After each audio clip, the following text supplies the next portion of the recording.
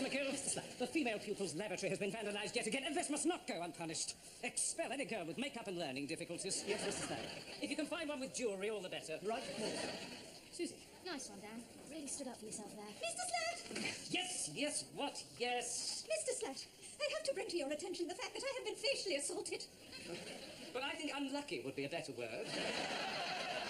Try and compensate with your personality, or maybe take up religious work. No, I have been punched, physically, in the face. I cannot believe that you're still on about one trifling incident that's now over 6 months ago. I mean, I apologised at the time. In the cut and thrust of an Easter service, there was bound to be a certain amount of hard physical violence. As to me, you were interrupting. This is entirely different. As I told you before, Miss Ripley, if you can't stand the heat, duck. But this is a new punch, a different punch. I was punched by one of the pupils. Right, okay, fine. Name? Amanda Tripley. The pupil's name is Tripley. David Guthrie, beastly child. David Guthrie 4B? That's him. Are you absolutely certain he's doing rather well in computing? Mr. Slatt. Are you sure it wasn't James Dowling? His parents are divorced. Mr. Slatt, Miss Travis was making rather an interesting point. Even if I find a girl with make-up and learning difficulties, can we actually be certain that she's guilty of toilet vandalism? Yes, thank you, Miss Travis, but I think I know how to run the school's discipline policy. How about Raymond Telfer? Overweight, no friends. It was David Guthrie, Mr. Slatt. He punched me because, and I quote, I have a fat, stupid face. I demand to know what is going to be done about it. Well, I don't know. Perhaps some sort of hood. I was asking, Mr. Slatt, what is going to be done about David Guthrie? Oh, for goodness sake, let's not take this too seriously. You know, David's just the sort of fast-track young rapscallion who's always getting up to merry japes like punching and assault. I don't believe this. Amanda has just told you she was hit by a pupil. Miss Tripley, Amanda, as I'm sure you'll be the first to agree, you have a rather disturbing face. And you must expect, in the fullness of time, for it to be hit. If, for instance, it appears unexpectedly in low lighting, or perhaps you smile. Oh, yes, I see. The rest of us don't get a football in the face every time we cross the playground, you know. And when we do, the pupils don't count it as a goal. Oh, no, that was my suggestion. That's how we always used to play when I was a child. There was no room in our garden for goalposts, so Father had to improvise. Happy days. Yes. Well, there we are then. I soon found out it was a jolly good way of making new friends, actually. Good. Now, if that's all... Thank you, Mr. Slatt. No, Amanda. He punched you in the face. Oh, what's one punch? I've got a game of cricket tonight, anyway. Mr. Slatt. Yes. I would like some clarification on the discipline policy of this school. Because at the moment it sounds like the ravings of a delusional paranoiac. Miss Travis, I formulated the school's disciplinary policy. Didn't I just say that? Very well, then. If you have some views on the subject, perhaps instead of rushing off home immediately, as I notice you normally do with remarkable speed at the close of every school day, you'll stay behind and take part in our staff meeting. Fine. No problem. I was wanting a word with Mr. McGill anyway. Fantastic! Fine. But I warn you, Miss Travis, the first track hothouse of a Girl First Eye staff meeting is strictly for men. Well, and women, obviously. But men and women with balls. Well, metaphorical balls. Well, mine aren't metaphorical. I've got proper ones. As you'll soon find out at this meeting. Not that I'm going to let you see them or anything. But you'll just be aware of them, you know, lurking under the table. Look, I'm just trying to say that this is going to be a tough meeting, that's all. So you can just forget about seeing my genitals. Haven't we all? Not in front of the staff, Janet. Not even when we're alone, it would seem. Not for 3 months. Could we please have some professional decorum? Thank you very much. Did we all sleep well last night, then? I slept well. Peaceful. Undisturbed. Yeah, I wouldn't call you exactly peaceful, dear. Your mouth was open. He simply has no idea about women, my husband. I need to be tattooed with some sort of road map. You mean you're not? Excuse me.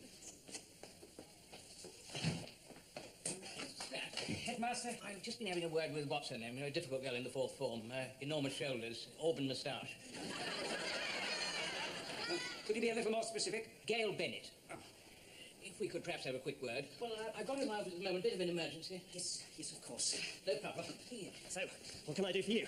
Where does this meeting happen, then? Upstairs staff room. I'll show you. You take Bobby Jones for maths, don't you? First year? Yeah, I did. What do you make of him? Well, what do you make of him? Well, his oral skills are good, but his written work seems confused at times. There's just something a bit odd about him. I've tried talking to him, but he's very unresponsive. And I was just starting to wonder if he's the same way in other classes. What's he like in maths? Dan. Sorry, I got a bit distracted during that. Which part? Everything after oral. thing is, he left his bag in class today. Just having a look through some of his other work. Read that, will you? What, this? Yeah, aloud. Bungee de Quiltfang, Metallurgical Whipsnade, Keebles de Kitoff, Thyroid Dingo Wolverhampton. Yeah, so it goes on. What do you think? Well, it's a Stransian, isn't it? Stransian? Yeah, Stransian, you know, he's studying Stransian. It's a language. It's what they speak in Stransia. Stransia? Yeah, you know, it's a country. Bollocks! Really? Better speak to his languages teacher. That's me, actually. What? I'm his language teacher. You? Yeah. Dan, you're a maths teacher. Well, yes, but there was a maths staff surplus at the beginning of the year. Mr. Slat said he'd have to let me go unless I doubled up on languages. It's a sort of cost-cutting thing. So, to keep your job, you became a languages teacher? Yeah, that's it. And how many languages do you speak, Dan? Well, just Estransian, really. Dickhead! Stransian? Yeah. Read me some more Stransian, Dan. Well, I don't really think... Dan, read. Follicles diddy bongo. Aluminium whoppers de kit off. Heebie twango rollocks. Rollocks. Dan, there is no such language as a Stransian. Well, not actually, no. You made it up, didn't you? Well, yes, in fact, yes, I did. Dan! I thought you were the one sane person in this place. Well, you don't know what it was like. I was this close to losing my job. I just found myself stuck with a modern languages class. I just sort of panicked. So you invented a new language to avoid embarrassment. I think that may be unique. Well, I never thought it would work, you see, but they actually started learning. I'm a maths teacher. I'm not used to that. Well, now here I am, stuck with a class full of kids all speaking fluent Estransian. I haven't got the faintest clue what they're talking about. Okay, it was a stupid thing to let happen. And I promised at the time I'd never get myself into that kind of situation again. And if Bobby's geography teacher happens to point out there's no Estransia on the map? Oh, no, there is an Estransia on the map. Oh, you mean there is an Estransia? No, I mean, I'm his geography teacher. Tell me, is there any job around here you're not prepared to do to keep Eric Slat happy? However unhappy poor little Bobby Jones gets? I mean, are you aware this kid already spends half his time with the school nurse? Well, obviously I am, but in all fairness, I can never find anything wrong with him. You're the nurse. Well, you see, what are you doing? I'm looking for his geography notebook. I want to find out about Estransia. No, now listen, please. Mr. McGill, Miss Travis, Mr. Carpdale. This is all we're going to have for the staff meeting. No, me as well. Splendid. Mr. Humboldt, record-breaking attendance already, and, of course, Mrs. Slatt to take the minutes. Now, excellent. I realise that Mr. Slatt is, in fact, taking this meeting, but I just wanted to raise the subject of... Are you quite all right, Mr. Slatt? Would you mind if I just nip down to the facilities for a moment, Mr. Nixon? No, not at all. Go right ahead. No bladder control. Now, what I wanted to mention... I'm sorry? Just commenting on your hair trigger bladder, dear. Nothing of any importance. But I like to think there's plenty of importance in my bladder. Must be why it's so anxious to get out. Mrs. Slatt. What do you mean by that? Capital of Estransia, I'm going to Danville. return to the matter. And what do you mean by hair trigger? But you know what you're like, dear. If there's a sudden noise or your mother phones. Mount Susie. Nothing off colour intended. Oh, yeah? The mountain next door is called Nice Idea. Miss Travis, please, could we get back to the subject? I would like to assure this meeting that I have a large and effective bladder. I could store the urine of 10 men. Oh, thank you, Mr. Slatt. Not that I'd actually ever do that, obviously. I mean, that would be disgusting. If ever there's a storage problem, you'll be the first person we think of. Now, I really do... Dan? Miss Travis, please. President of Estransia, Dan. Oh, God. Travis Felicio. Look, will you all, for God's sake, listen? Thank you. You still all right, dear? What do you mean? Well, he shouted rather suddenly. Now, Mr. Slatt, going by your behaviour, might I suggest you'll be happier in the lavatories? No, I like being deputy head. I only meant for a visit. Oh, I see. Oh, well, I'll go. No, I'm fine. There's always room in my bladder for lots more. Though again, that isn't any form of offer. Now, to the small matter of Gail Bennett. We all know Gail, I'm sure. I don't. Largish girl in the fourth form. I'm sure you've seen her. Looks a bit like... I've got a terrible memory for names. A Volkswagen. Of course, Gail, yeah, I take her for domestic science. How's her Estransian? Actually, I think she's top. Now, as I've been explaining to Mr. Slatt, Gail's a little bit upset at the moment. She feels, and I'd like us all to search our memories for possible examples of this, that members of the staff have been making fun of her appearance. And rather distressingly, she's been phoning into radio problem shows and discussing this matter. Now, what I suggest, Mr. Slatt, is that you continue with the meeting with an emphasis on the Gail Bennett problem.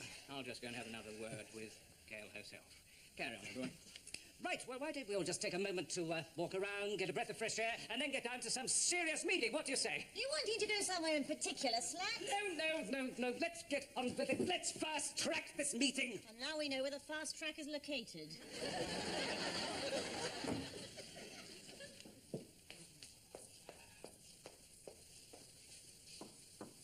Gail? Gail, I'm coming in now. I want you to remain absolutely calm. Did you hear me, Gail? I promise you I'm not going to make any sudden moves. Gail, will you lock this door?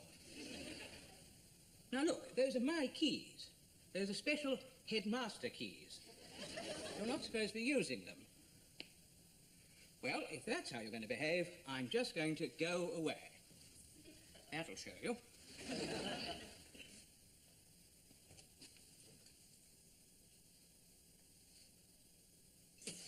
Aha.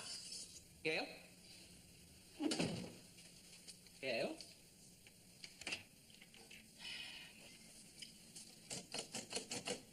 Gail, I want you to unlock this door and come back in at once. Otherwise, I promise you, you're going to feel terribly silly.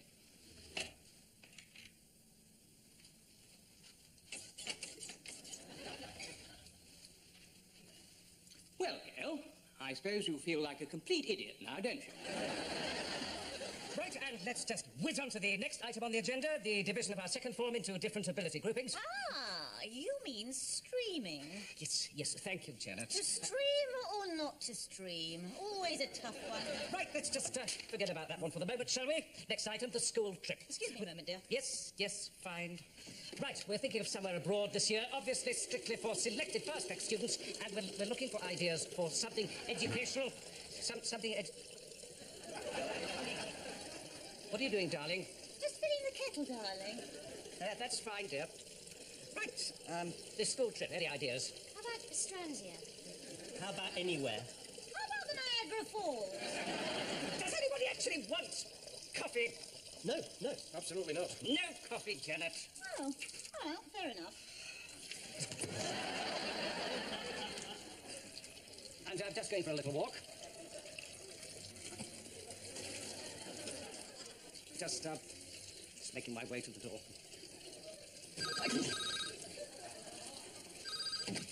Yes, what? Yes. Mr. Slat, it's Mr. Nixon. Gail Bennett has locked me in my office and taken the master key to the entire school. Oh. No. Eric, what is the matter? Have you had a little accident? The door is locked. The evil bastard door is locked. Bugger. Well, who locked it? Gail Bennett, according to the head. She's locked him in too. Nobody got a master key then? Just me and Nixon. Mine's in my office. Doesn't the school safety officer have one? Well, yes, but I left it in my classroom. Which one? Bastard door. Eric, will you please pull yourself together? Amanda! What about her? Well, she won't have left yet, will she? She'll still be in her office. Well, she doesn't have a key, you stupid woman. No, but she can get one, can't she? Look, it's ringing. I knew he could do that. Hello, Amanda Tripley, Music and Guidance. Thank you for calling this number, and if there's anything I can ever do... Shut up or I'll kill you. Mummy? It's Mr. Slat. Oh, sorry. Yes, of course. Listen. A number of us are currently in the staff room, and we're locked in. Oh, then there's no need for that anymore. I promised to stay in the music office. Miss Tripley, we need your assistance. Mr. Slat, I'm ready. Richard Nixon, headmaster, no relation. Who? Oh.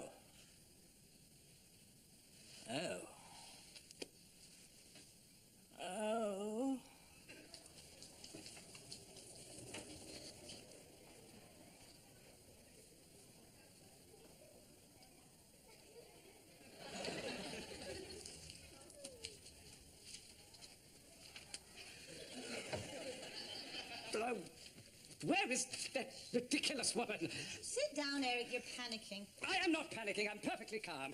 Thank you very much. Oh, for heaven's sake, dear, panic is just flowing out of you. It's positively gushing.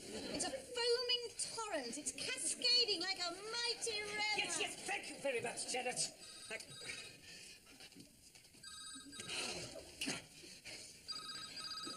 Yes, what, yes. Headmaster. What? What is it? Yes, dear, shh. Local television's been on to the headmaster, apparently Gail Bennett's further, and told them she's locked up her teachers, and she's going to do a rooftop protest from the school. They're sending a camera crew. What's she protesting about? What's she protesting about? What? Really? Well, where on earth is Estransia? She's protesting about her treatment at this school and the massacre of the peasants in Estransia. Massacre? I had a rough morning. Apparently the president's gone completely mad. He's got a very odd name. Yes, never mind. Everyone around us here, you can all relax now. Oh, thank God, thank God. Well done, Amanda. I've got the key from your office, Mr. Slack. Well, use it, woman, use it. It's a bit stiff. Well, come on. Take your time, Amanda. It really is terribly stiff. Well, just slide it under the door, then. What's that? Don't bother to unlock the door, just slide the key underneath. What did you say, Mr. Slatt? It really was terribly difficult to unlock. You didn't have to unlock it, you stupid woman. Oh, sorry. No, I just meant you could have slid the key underneath. Oh, of course. Well, Amanda to the rescue, eh?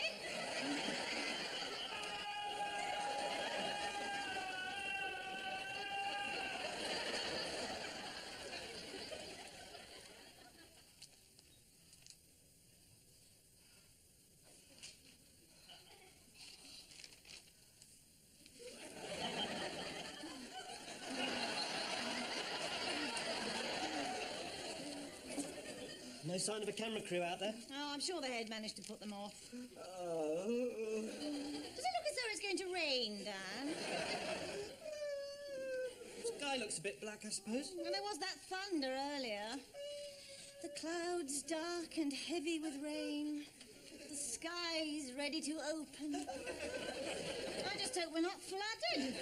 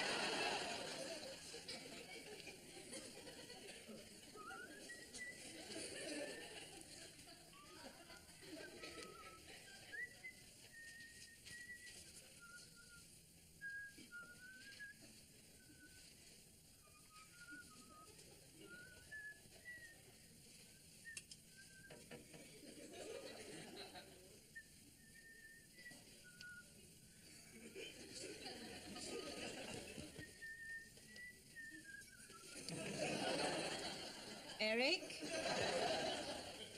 Yes, dear? What are you doing with that trophy, dear?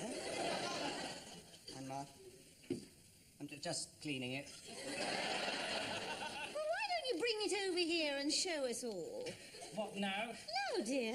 I'm sure we'd all like a look. Absolutely. Been a while since we got that, eh, Mr. Hummel? Well, This school wants something once. This I've got to see. Well, bring it over, dear. Everyone's interested. In a minute. Now, dear.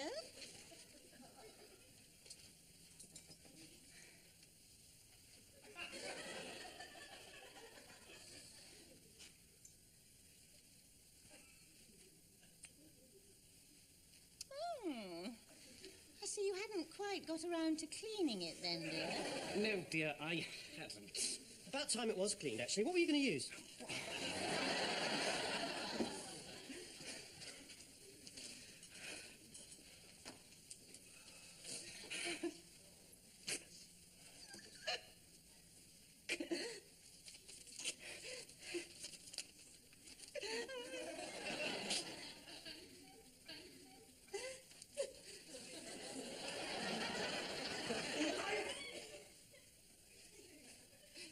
just going to inspect this cupboard. You going to what, dear?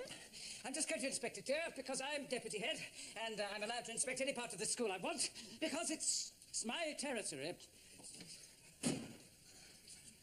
He's very territorial for a teacher, isn't he? Trust me, I think he's about to set a new standard.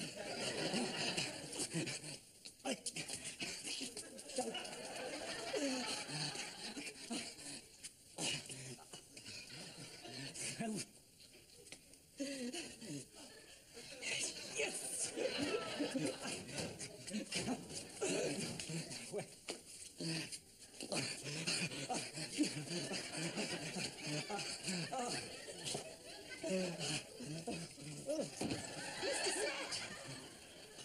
Miss Triplett, what are you doing here? You've got another hour in the corner. Mr. Slat, I am aware of your terrible need. What? Of your terrible longing. Mr. Slat, I'd like to offer myself as a vessel.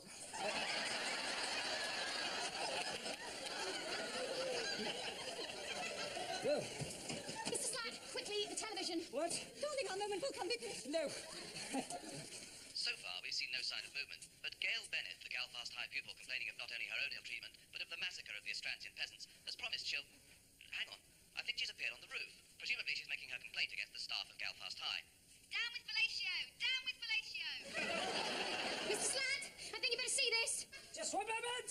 Someone seems to be coming to a window, perhaps to answer this allegation. Can we zoom in on that?